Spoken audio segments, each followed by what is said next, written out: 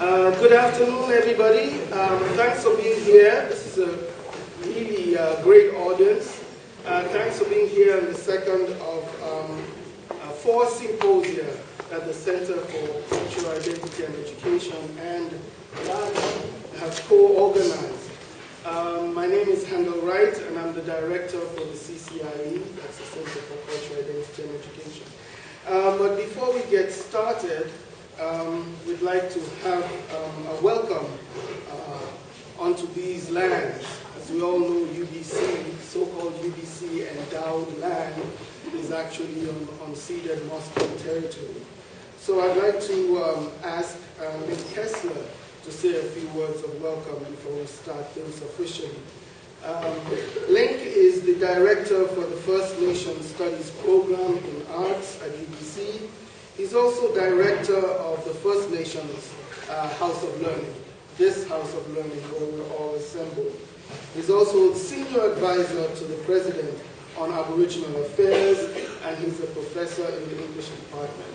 And I really want to thank Linc for always being ready to work with CCIE in our various activities. So without much further ado, Linc Kesler.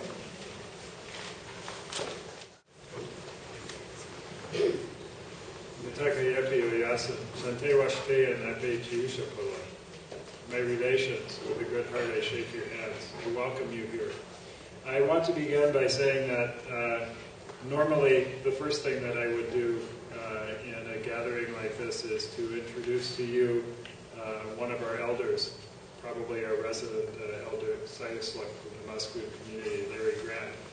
Larry's been ill recently and is not here with us today.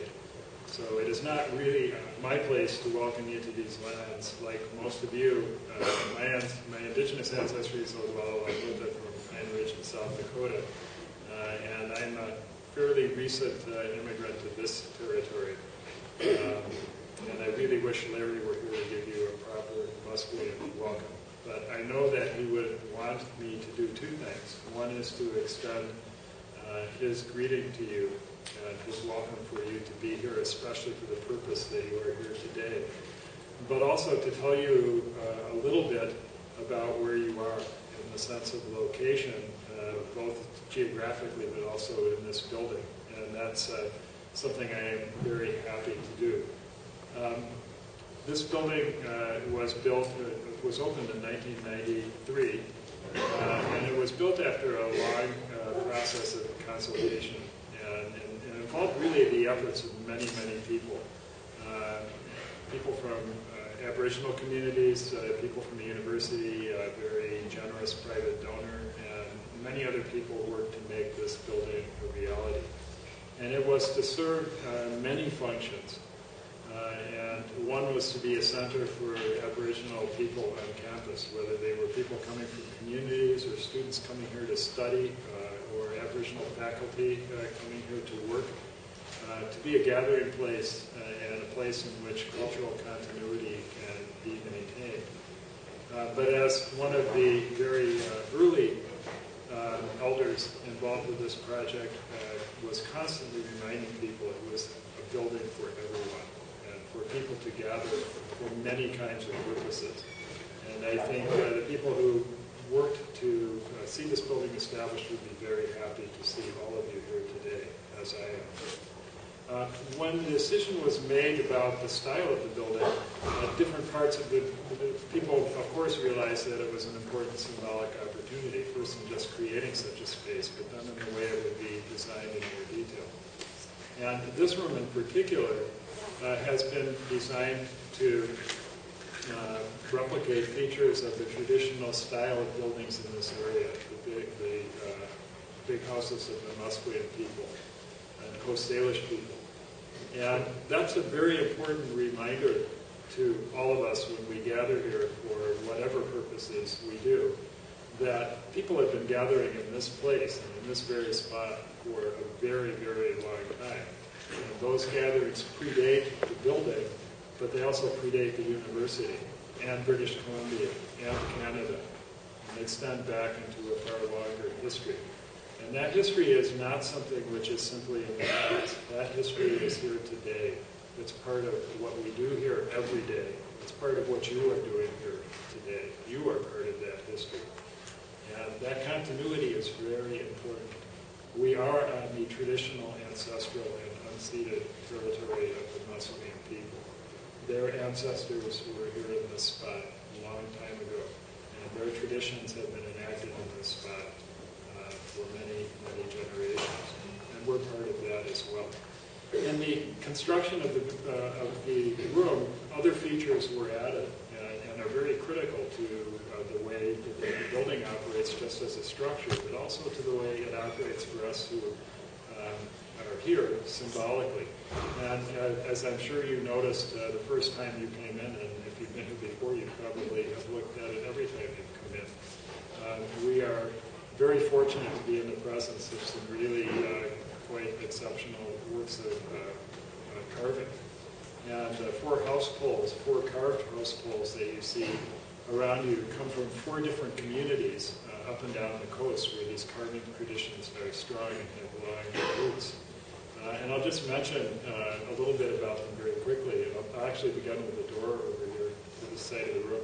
This is our ceremonial entrance, which in actually not too long from now will be open for this year's graduates to walk through when they attend the graduation ceremony here in this room. And that was carved by Lyle Wilson, who's Heisler, and it has a long history in working with the university in several capacities. And he also carved the pole that is at the back of the room on that side.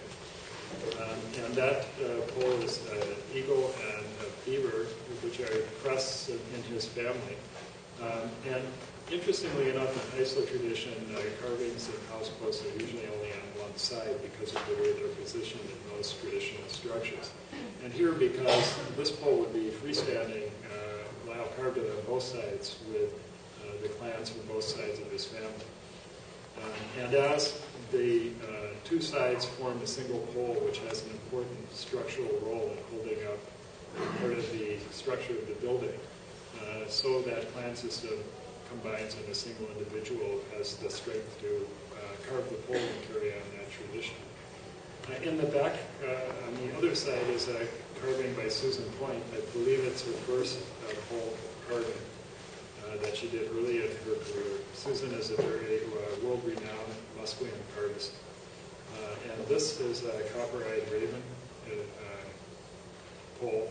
And at the bottom, there's a spindle whorl. Spindle whorl design is a reference to a traditional tool used in weaving, which is a very important Musqueam tradition that almost was lost in the 20th century through the many factors which I'm sure people are familiar with, residential schools and other kinds of very significant challenges for communities. Musqueam also almost lost their language during this period. But there's a very strong recovery underway of Musqueam language in which UBC is able to play a role. But also the weaving tradition. And Musqueam weaving is now it's a very strong recovered tradition. So it's an important reminder of that struggle, but also of the success of it in maintaining that tradition. And there are many other aspects of that pole to think about. If we come back, we can talk about it on other occasions. This pole was carved by Chief Walter Harris and his son Rodney, the Gitsan people. And it's another clan marker. It's a wolf clan, which is not Chief Harris's clan, but his wife Sadie's clan. And because Gitsan society is in certain important respects matrilineal, Sadie's clan marker is the one that passes to Rodney the son, and that's part of what the pole seems to be making reference to in the wolf cub, and that passage of tradition, but and the ways in which that is an important aspect of the strength of communities to maintain the ways in which communities maintain their internal organization and remain strong in the social structure. This pole here is carved by Stan Bevan and Ken McNeil, comes from the farthest north, the communities farthest to the north. They are Talpan, Klinkut, and Sinjian, and Talpan, Klinkut, and Niska. And this is a poll in which there are two human figures and a raven, and a very close relationship between these figures. And it's a poll which has a theme of transformation.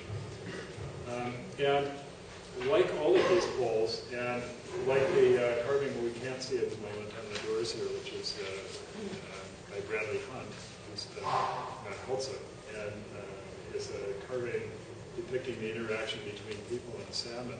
All of these polls talk in various ways about relationships. And this one, I think, is interesting in that the relationships it describes are particularly close and intense.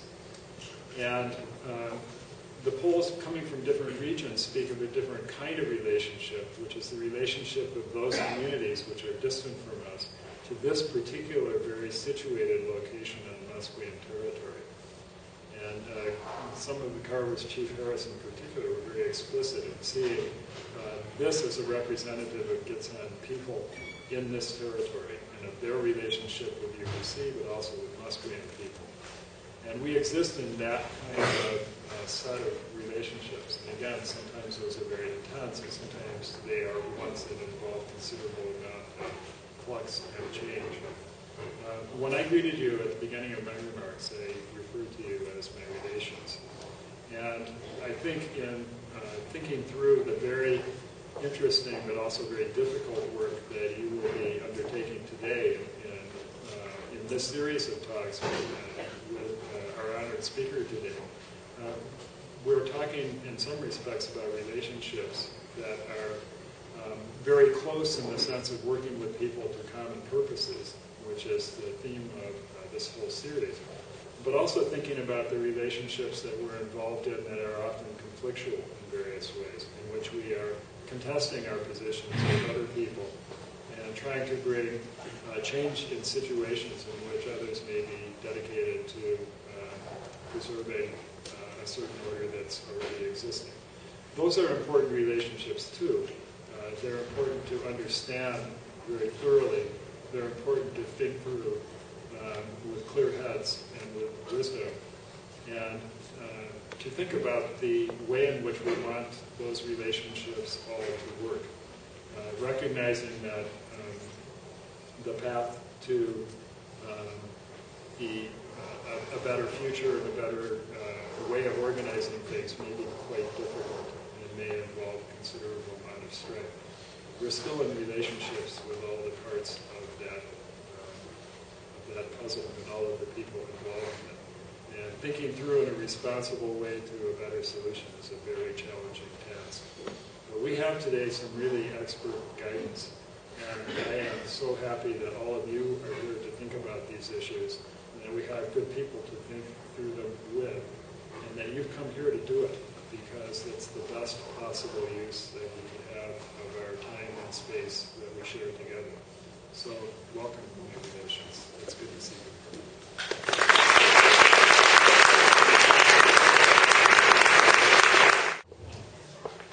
So, my name is Sunera Thobani, and I would like to welcome all of you here on behalf of the RAGA Center. The RAGA Center is, as Handel mentioned, a co-partner in organizing this series on social justice praxis, theory, research, and activism in the community and on campus. RAGA is the Center for Race, Autobiography, Gender, and AIDS Studies, and our mandate is to promote critical race feminist research, scholarship, and activism here at UBC. Our second mandate is to build links with indigenous scholars, researchers, and activists, because we recognize that we live and work on indigenous lands wherever we are in this country. And the third part of our mandate is to ground the work that we do here at UBC in the communities that we live and work with. So community partnerships are very central to RAGA's mandate and to the work that we do. So why the need for a series such as this one? Although there is a significant indigenous population in Canada and the country has become increasingly racially and ethnically diverse in the early 21st century, indigenous peoples and racial and ethnic minority communities continue to face deeply entrenched systemic and structural barriers to our full participation in society. These inequities are mirrored in universities, where faculty, staff, and students from these communities are marginalized and often even absent. People of color and indigenous peoples remain seriously underrepresented within academia as scholars, as researchers, despite our sometimes higher than average levels of educational and professional accomplishments.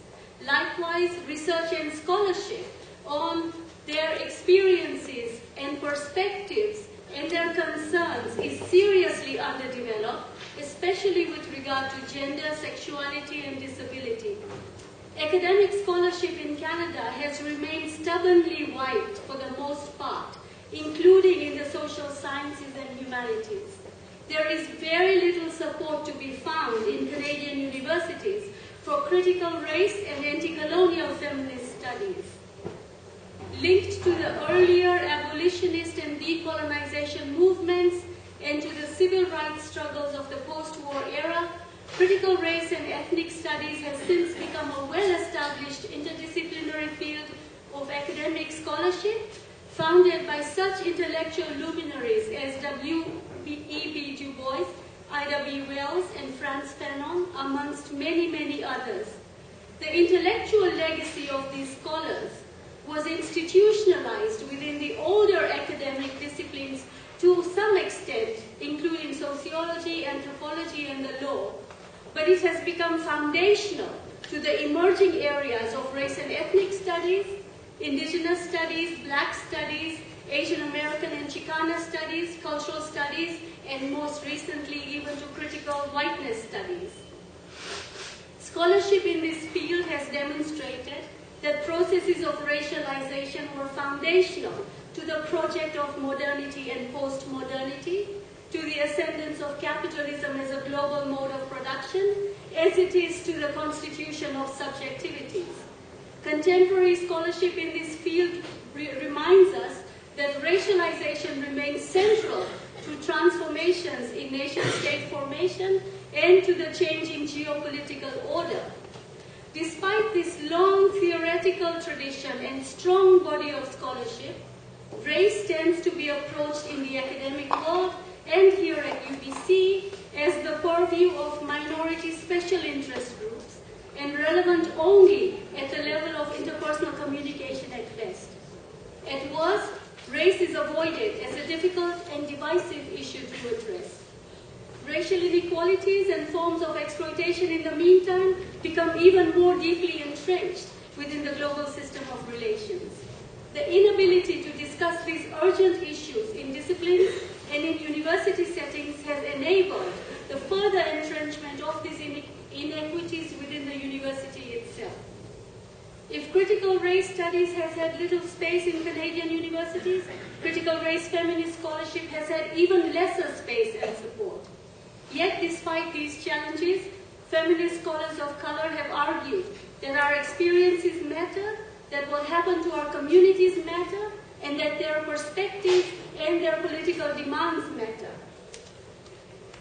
Some of the questions that critical race feminist scholars have engaged with are, what does it mean to be racialized as immigrant outsiders in a white settler society that is structured around principles of white supremacy?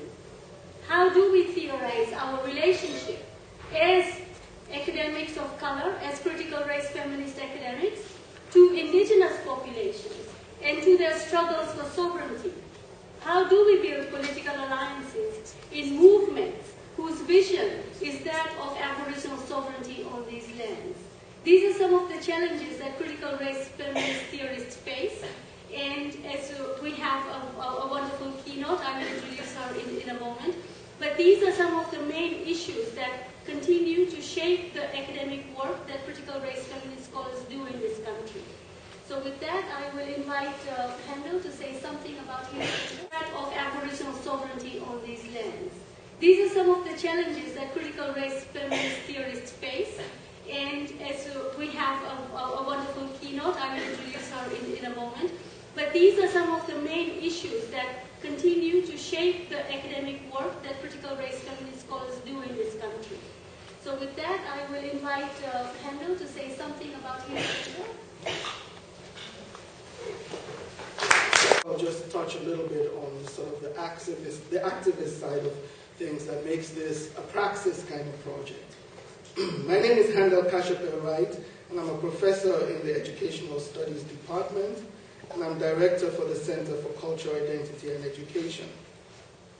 And the center does work around rethinking multiculturalism, dealing with cultural studies, issues of identity and meaning, and belonging.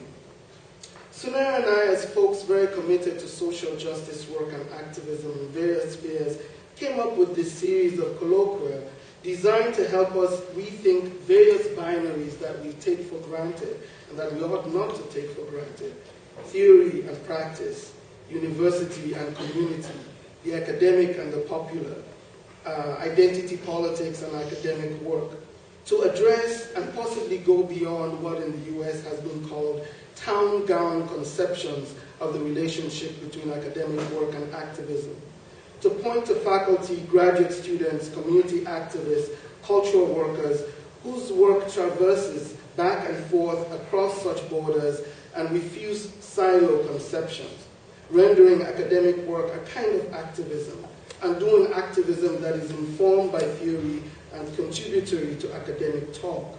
We offer 4 themes in 4 different symposia.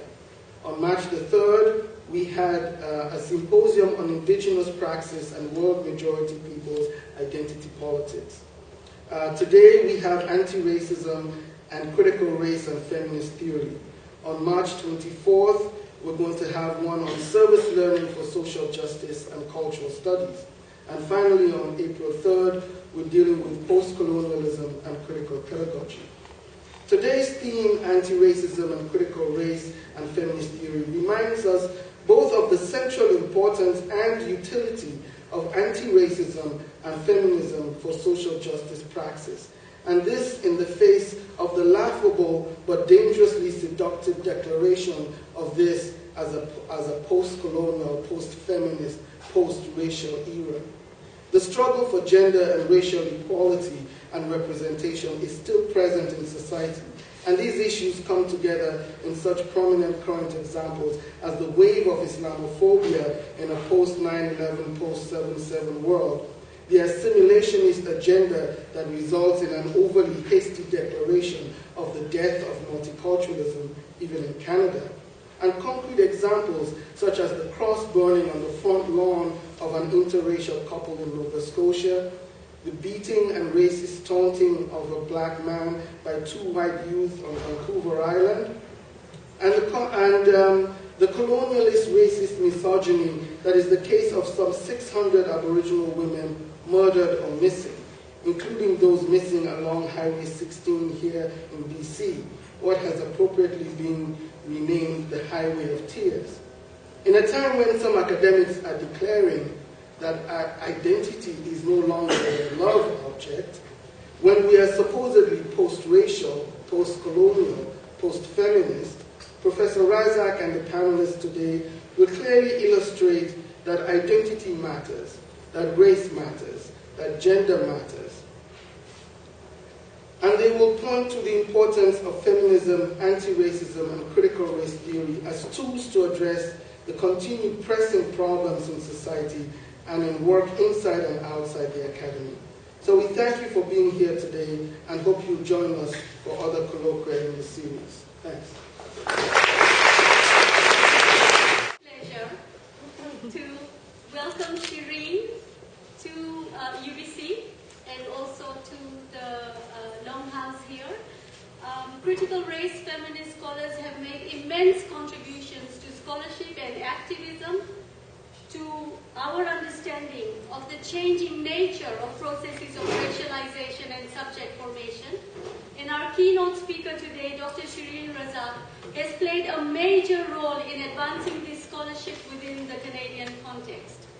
Shireen is professor in OISE at the University of Toronto and the author of numerous books, including Looking White People in the Eye, Dark Threats and White Nights, and Casting Out. Shireen has also written numerous journal articles and several anthologies that she has also edited. And Shireen is one of the founding members of the RACE Network. The RACE Network is researchers and academics of color and of indigenous ancestry for equality, the first such cross-Canada network, that has been founded here in Canada, but also in North America. So I would like to welcome Shireen to the podium, and I'm personally very, very delighted that Shireen accepted our invitation.